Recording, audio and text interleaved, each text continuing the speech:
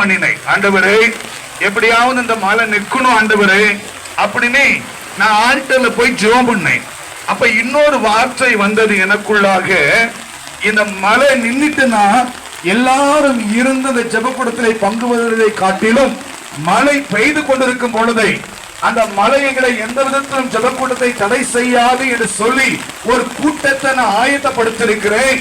ஆகவே இந்த இடத்துல எழும்பி நீ அந்த கூட்டத்தை நடத்த போயினோனேதான் நான் இந்த விசுவாசத்தோடு வந்த பொழுது இத்தனை திரள் கூட்டத்தின் ஜனங்கள் மழை பெய்தாலும் நாங்கள் கர்த்தருடைய நாமத்தை மகிமைப்படுத்துகிற சாட்சியாக இருப்போம் என்று சொல்லி இத்தனை திரள் விசுவாச கூட்டத்தை கர்த்தர் தமக்காக வைத்திருக்கிறார். ஆமென் சொல்லுங்க.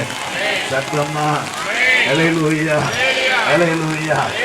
எல்லா சூழலும் எனக்கு சாதகமாக இருக்கிறது, ஆகவே நான் ஆண்டவருடைய நாமத்தை மகிமைப்படுத்துகிறேன் என்று சொல்லி அல்ல. சூழல் சாதகமாக இல்லை, சூழ்நிலைகள் சாதகமாக இல்லை, என்னுடைய வாழ்க்கையில இயற்கை சாதகமாக இல்லை, சமுதாயத்தின் நிலைமை சாதகமாக இல்லை.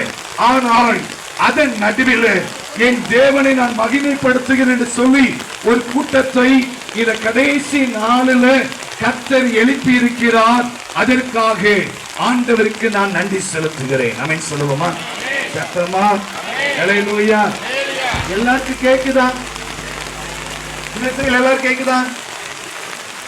இந்த சைடுல எல்லாரும் கேக்குதா? கேட்கலாம். கொஞ்சம் ராஜேந்திரன் மைக்க போட்டுருங்க. எல்லாம் கேக்குது.